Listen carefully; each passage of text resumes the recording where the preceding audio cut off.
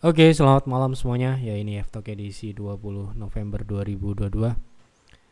Seperti biasa, malam ini kita akan memberikan update market IHSG dan saham-saham yang sudah masuk di kolom komentar F-Talk edisi terakhir. Ada beberapa saham yang sudah masuk. Terima kasih untuk Bapak Ibu yang sudah memberikan ide yang menarik untuk dibahas di F-Talk malam ini. Baik, kita langsung mulai saja agar durasi tidak terlalu panjang. Untuk IHSG mungkin Bapak Ibu sudah baca di stock call edisi minggu ini yang tadi sudah dipublish di website kami. Bagaimana perkiraan IHSG, yaitu potensinya adalah menguji resist 7120 dan ada potensi untuk breakout menuju resist berikutnya di 7200 ya. Baik, semoga itu terjadi ya, agar ya kita lebih enak lagi kalau IHSG masih konsolidasi seperti beberapa 2 minggu terakhir ini. Memang sedikit ya, kita katakan kurang terlalu nyaman ya. Oke, kita lanjut ke pembahasan saham saja agar durasi tidak terlalu panjang. Yang pertama kita akan bahas adalah NRCA, fundamentalnya apakah sudah bagus untuk masuk dengan tujuan invest. Oke, coba kita lihat NRCA. Kita lihat fundamentalnya terlebih dahulu ya.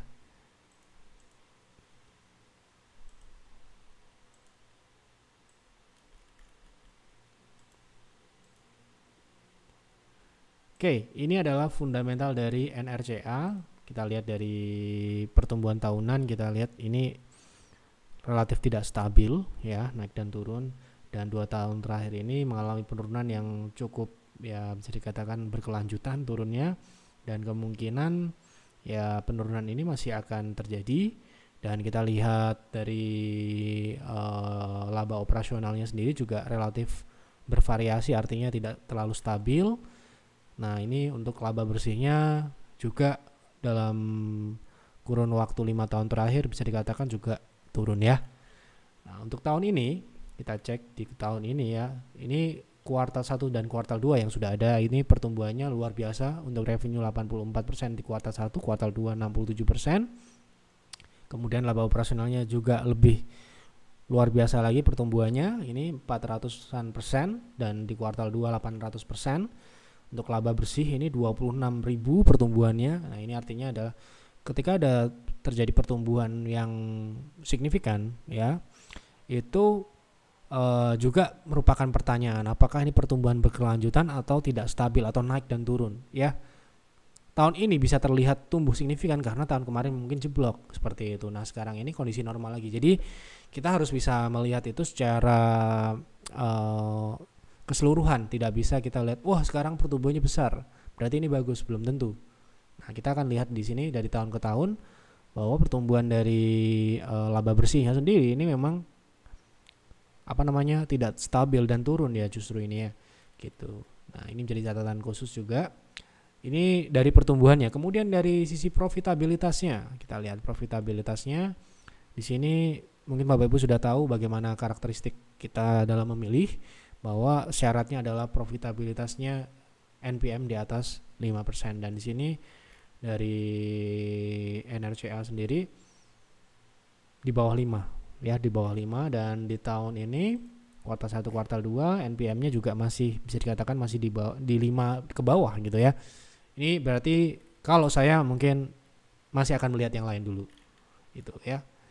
Kemudian untuk invest di teknikalnya, kita lihat di teknikal sendiri saham ini sudah turun cukup signifikan sejak 2000 lama ya, sudah cukup panjang downtrendnya ini 2015 ya ini, dan ini inline dengan kinerja fundamentalnya yang terlihat memang tidak terlalu baik ya. Dan saat ini dia cenderung ke konsolidasi dalam jangka panjang ya. Kalau saya mungkin akan secara teknikal tanpa lihat fundamentalnya, teknikalnya dulu kita akan lihat saham ini harus uptrend dulu, keluar dari resist 382 ke atas dengan ekspektasi yang ya harusnya paling tidak ke 0,3 dari swing terbesarnya ya. Ya di angka yang cukup jauh ya, di 600-an. Tapi ini belum terjadi sampai dengan saat ini karena fundamentalnya pun juga belum membaik.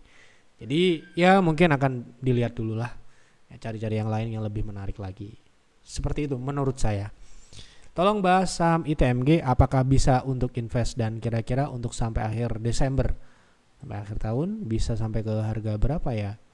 Kalau ITMG sendiri kan posisi saat ini sudah seperti saham-saham pertambangan yang lain sudah naik ya sebenarnya ya. Kalau mau invest sih kita nggak mengacu pada Desember ya. Kalau mau invest tentu saja kita harus mengacu pada tahun ke depan ya. Nah saat ini kan posisi saat ini ITMG ini baru koreksi dan koreksi ini baru berjalan di bulan November. Artinya di bulan November ini kecenderungannya masih bisa kita manfaatkan untuk buy on weakness gitu kan. Nah ini di sini entry level yang terdekatnya itu di 37.800 sampai dengan 31.300 ya. Jadi kalau saya mungkin untuk invest di saham ITMG ini mungkin akan tunggu di 31 atau 32 ke bawah lah ya. Itu mungkin level tunggu. Kalau nggak dapat ya udah yang lain dulu aja. Karena ini posisinya sudah mengalami kenaikan dan secara umum sekarang ini untuk emiten-emiten pertambangan khususnya batubara itu sedang mengalami take profit ya, atau sedang mengalami koreksi jangka pendek. Nah ini koreksi ini kan biasanya berjalan dalam beberapa waktu ya, jadi bisa aja 2 bulan 3 bulan. Nah artinya ya kita akan melihat untuk ITMG ini bisa tunggu di harga yang lebih rendah, mungkin ya di angka 32 tadi, 32 ribuan. Kalau dikasih, kalau nggak dikasih nggak apa-apa karena ini sudah cukup premium. Dari sisi kenaikannya sendiri sudah memang cukup signifikan ya. Saham ini sudah mengalami kenaikan luar biasa sejak 2022 ini. Saham ini kemungkinan bisa meretest neckline ini 32. Maka dari itu saya akan tunggu di sini. Kalau nggak dikasih mending nggak. Kalau saya seperti itu ya. BP masih bisa lanjut sampai berapa? Apakah peluang naiknya masih besar? Oke, bisa naik, bisa lanjut. Ini mungkin diartikan sebagai bisa lanjut naik ya. Oke, untuk Bhanekat, Astrindo ya namanya sekarang ya. Kalau dulu kan ini Bhanekat Integra. Nah, kalau untuk BP sekarang ini dari sisi teknikal sendiri jangka pendek, kita lihat jangka pendek menggunakan daily masih konsolidasi ya. Konsolidasinya ini sedang diuji ya. Ini resist saat ini di angka 150. Ini adalah resist konsolidasi dan neckline. Kalau kita lihat di sini memang ada beberapa kali pengujian 2 kali dan ini adalah resistnya. Sehingga ini adalah kuncinya, kalau dia bisa breakout dan tutup di atasnya, potensinya adalah ke 186 sampai dengan 220 itu. Ya. Peluangnya masih besar karena dia terjadi rejection di angka 100, ini supportnya ya. 132 ini ya, jika dia breakout berarti ya harusnya sekarang ini masih 50-50 ya. 50-50 artinya ini kalau kuat breakout dan tutup di atasnya itu menjadi probabilitasnya menjadi meningkat di atas 50%. Nah, sekarang ini kan masih di area konsolidasinya. Gitu. Ketika kita mau trading ya tentu saja ini adalah menunggu konfirmasi terlebih dahulu. Gitu. Kalau mau kita swing trade di area konsolidasi tunggulah di support sini. Tapi kalau kita mau melanjutkan kenaikan yang lebih besar, tentu saja dia harus konfirmasi dulu di atas 160 paling tidak. Gitu. Oke. Tolong analisa TPMA, ingin masuk untuk invest, apakah akan terus ini kurang tepat ya, akan melanjutkan uptrend gitu dulu aja. Kalau terus nggak ada saham naik terus ya, di harga berapa baiknya untuk masuk? Tidak ada saham yang naik terus dan juga turun terus, ada naik dan turun gitu ya. Sekarang ini TPMA jelas masih dalam pengujian resist, so ini 0,2, kalau dia tidak bisa lewati ya dia akan konsolidasi lanjut ya. Gitu. Jadi kalau saya akan menunggu seperti pembahasan sebelumnya di angka 500 ke atas. Gitu. Pembahasan sebelumnya masih relevan dengan saat ini. SMMT untuk trading baiknya entry di berapa? Oke. Untuk trading SMMT ini kan belum menyelesaikan koreksinya, belum terkonfirmasi selesai. Artinya dia masih bisa aja dia akan turun kembali gitu kan. Nah, ini kan dia belum bisa melewati EMA 60 ya. Sementara ini kita menunggu tren turun atau tren koreksinya ini dipatahkan dulu. Itu satu strategi pertama. Strategi kedua, apabila tidak dipatahkan kita bisa menunggu di harga yang lebih rendah. Ya, kita bicara level yang terendah mungkin di angka 675 sampai dengan 595. Itu pun harus juga di sini memang harus terkonfirmasi sebagai support yang kuat atau dia bertahan di sini. Kalau nggak bertahan kan bisa meeng ya, bisa lanjut turun ke bawah. Nah, gitu. Kalau lanjut turun ke bawah ini dalam estimasi ke depan dalam jangka menengah ini menembus EMA 60. Gitu loh. Maka dari itu kita harus menunggu dulu. Kalau kuat 680 berarti kita bisa beli. Tapi kalau nggak kuat ya jangan. Maka kapan yang paling baik? Ketika tren turunnya memang selesai diuji atau sudah terpatahkan seperti itu. Kalau misalkan Anda mau beli ketika dia ternyata gagal mematahkan ini, Anda ya ekspektasinya jangan breakout dulu, ekspektasinya untuk swing dulu, ya seperti itu. Mohon analisa UNVR, apakah sudah bisa serok untuk invest jangka menengah? Oke, kita lihat UNVR. Karena invest ya kita harus cek dulu bagaimana fundamental terakhir ya. Oke, fundamental terakhir kita lihat dari laporan pertumbuhannya di kuartal 1, kuartal 2, kuartal 3 tumbuh. Untuk operasionalnya juga relatif tumbuh. Terjadi penurunan tipis di kuartal ketiga, kemudian di kuartal 1-2 tumbuh, dan untuk laba bersih pun juga hampir sama dengan operasionalnya. Kemudian dari sisi profitabilitas tahun ini kita lihat secara umum apakah sudah membaik atau belum, karena peaknya di 2018 ya performance dari si UNVR ini ketika revenue-nya sudah mencapai puncak dan profitabilitasnya juga mengalami peak performance-nya di angka 21 ini NPM-nya. Dan sejauh ini dia masih dalam tren koreksi ya, 17, 16, 14 dan 11 sekarang bahkan. Tapi tetap ini adalah salah satu emiten defensive stock di mana memang kita tidak akan mengharapkan pertumbuhan di emiten sebesar Unilever. Yang kita harapkan adalah ya kestabilan di sini ya. Dia bisa mempertahankan performance, misalkan profitabilitasnya dan sebagainya itu di angka-angka yang aman. Nah, di sini kalau kita kategorikan masih cukup relatif aman ya, walaupun memang kalau kita mengekspektasikan untuk mencari profit seperti halnya emiten-emiten yang masih growing ya, kita nggak akan bisa seperti itu di UNVR. UNVR itu ekspektasi kita adalah dia stabil gitu ya. Nah, kemudian kalau sisi teknikal sendiri, UNVR sendiri memang dari kita lihat tadi pemulihan itu memang terlihat lambat ya. Jadi untuk tren turun ini mungkin akan diuji sebagai pullback terlebih dahulu. Jadi kalau mau beli di harga saat ini sebenarnya masih oke, dengan harapan dia menguji tren turun atau tren koreksinya. Yang sekarang ini dia masih belum bisa memecahkan 0,2.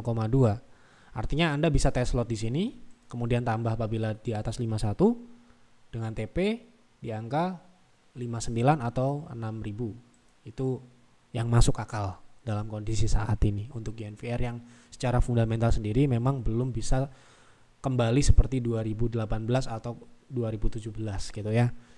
Oke. Bahas ERA. Oke, ini belum ada penjelasan apa. Kita bahas teknikalnya saja. Ya. Oke, ERA ini sekarang ini dalam posisi koreksi ya, dalam jangka menengah ini weekly ya. Kemudian untuk di daily sendiri terakhir ERA sedikit mengalami rebound dengan volume tipis ya. Ini mungkin kenaikan-kenaikan semu atau koreksi-koreksi kecil di dalam tren turun, sehingga untuk ERA saya lihat, kita coba lihat berapa sih kira-kira target turun yang ideal untuk ERA. Oke. Jadi target turun yang ideal untuk ERA itu sudah dekat sebenarnya di angka 38 ya, 380-an. Ya, mungkin sudah dekat di sinilah. Tapi belum ada indikasi untuk reversal ya. Saya nggak tahu ini akan dipertahankan atau tidak. Semoga sih bertahan di sini ya. Gitu. Oke, cukup. Bahas bumi ke depan Pak. Akhir-akhir ini stuck dia di situ-situ aja. Ya kan sudah mencapai 200 loh. Ya sekarang ini dia banyak yang take profit di situ, sehingga ya harga masih tertahan kan. Masuk ke wave C sekarang ya. Kalau misalkan kita lihat dari pergerakan terakhir, untuk kemungkinan dia naik itu saat ini tetap masih ada, karena ini masih dalam tren naik untuk jangka panjangnya. Jangka panjangnya masih baru aja di monthly dia baru saja berhasil mempertahankan di atas EMA 60 gitu kan.